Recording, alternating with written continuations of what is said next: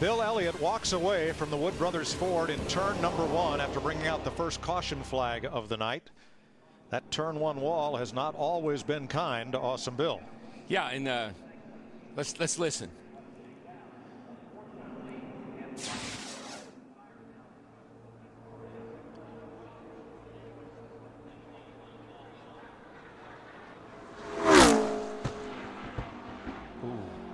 And that was so reminiscent of 1989 down here. Bill cut a tire down going in the corner and hit the wall so hard he broke his wrist. And I just think the cars are so much safer in the wall with the safer barriers.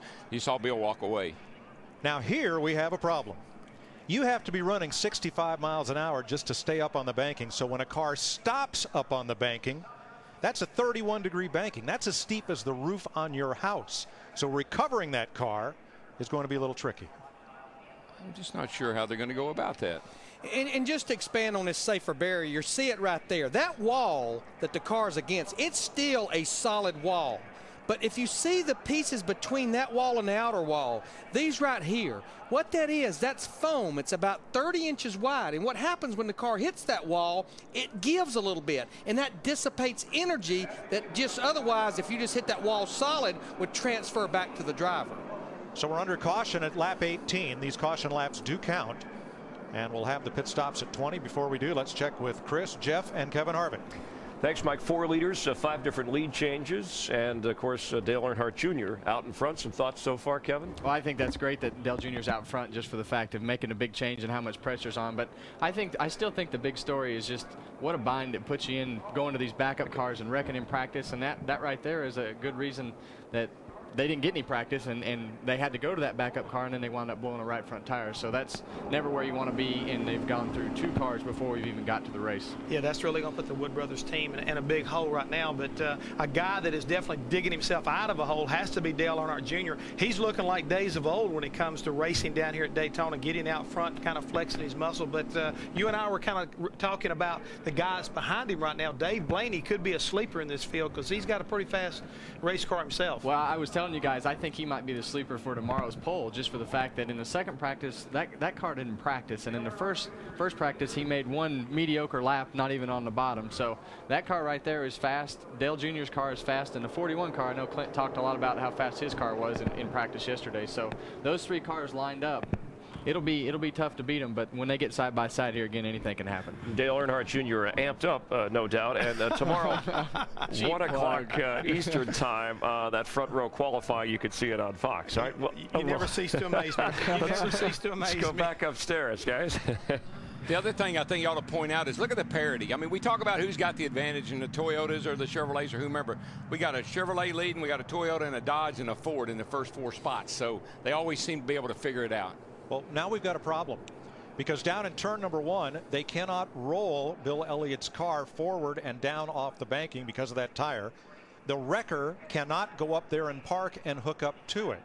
So as they complete lap 19, they'll come around and take the pit stop next time around and actually finish the 20th lap on pit road. That will allow the recovery folks to set up some cables so that they can winch that car down off the top of the banking. Yeah, because with the splitter on the front as strong and as stout as that front end is, if you let that thing come down the hill and hit the apron, it'll tear it up just about as bad as it did hitting the wall.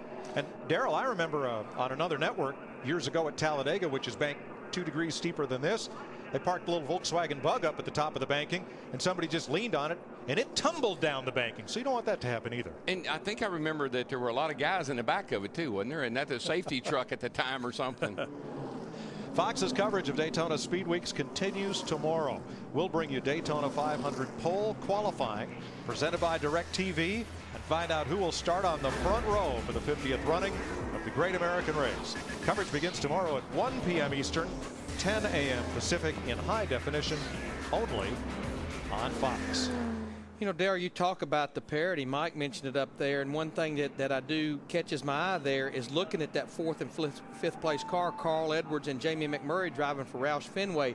Those cars during all of testing absolutely did not have very much speed out there by themselves. But the draft in the pack, they've got those cars driving good, and there they are up there in the top 5. I don't care how much they say these cars are all alike. You can run a Bristol car. You can do whatever you want to. You build a car for Daytona. You can build it 2 ways.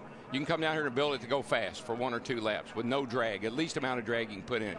The other way to build it is where it's going to race good. If I'm locked in the top 35, I want to race good, and I think that's what Carl Edwards and some of these Roush cars, and maybe a lot of guys in the field have done. They built cars that will race good. This time.